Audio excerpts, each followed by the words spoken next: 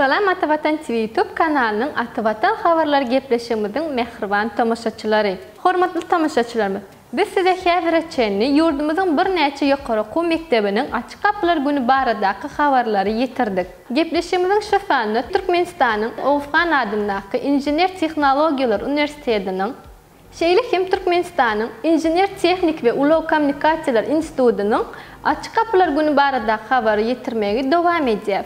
Şeýlelik bilen 2022-nji ýyl boýunça açyk kapylar baradaky habarymyzy jemleýär. Siz yurdumuzun ýokary okuw mekdepleriniň açyk kapylar baradaky ähli habarlarymyzy Atavatan Türkmenistan Halkara jurnalynyň atavatanturkmenistan.com saýtynyň bilim sahypasyndan tapyp bilersiňiz. Mehriban tamaşaçylarymyz, Türkmenistan Owfgan adyndaky Injener Tehnologiýalar Universitetiniň açyk kapylar güni şu ýylyň 20-nji maýynda saat 15:00 geçiriler. Şeýle hem Türkmenistanyň Injener Tehnik we Ulow Kommunikasiýalar Institutynyň açyk kapylar güni 2022-nji ýylyň 14-nji maýynda saat 15:00 geçirilýär.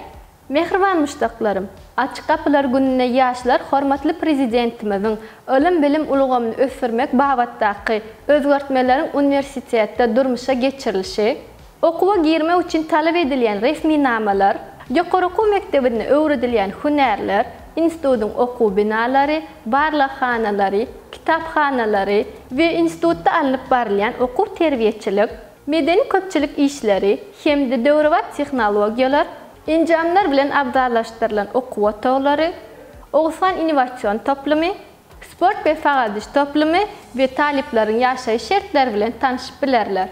Mehriban ýaşlar, biz size bir näçe okuwlaryň açyk kapylar güni baradaky habary ýetirdik. Eger sizi bundan başga da bir näçe okuwlaryň açyk kapylar güni baradaky habary gyzyklandyrýan bolsa, onu siz Atavatan Türkmenistan Halkara jurnalynyň atavatanturkmenistan.com saýtyndan tapyp bilersiňiz. Mehriban muştaklarym, eger siz yurdumuzdaky bolup geçen habarlardan ilkinji bolup habarly bolmak isleseňiz, Atavatan TV YouTube kanalyna agza bolmak unutmaň. Gepleşiklerimiziň indiki sanyna görüşýänçek hoş, sag bolun.